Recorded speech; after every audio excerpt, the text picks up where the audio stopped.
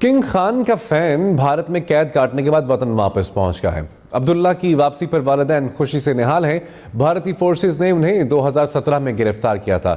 سوات سے شینی زادہ کی رپورٹ دیکھیے۔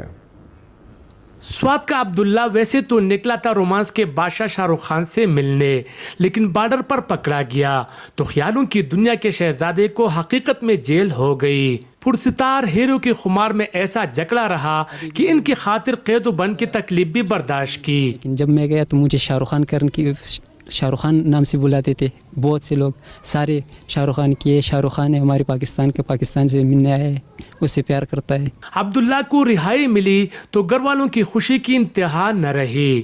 سب رشتہ دار بھی آئے ہوئے ہیں، مالنے والے بھی اکٹھے ہو گئے، ہم نے دعوت بھی دی ہے روٹی کا، لیکن بہت خوشی نظر آ رہا ہے جیسے عید کی طرح۔ عبداللہ کہتے ہیں کہ امرتسر کے جیل میں اور بھی پاکستانی قید ہے جو رہائی کی منتظر ہے۔ انڈیا میں 19 ماہ قید گزارنے کے باوجود عبداللہ پر امید ہے کہ ایک نہ ایک دن شاہ رخ خان سے ان کی ملاقات ضرور ہو جائے گی۔ شیرین زادہ، ہم نیوز، منگورا، سوات۔ شادی ہالز کے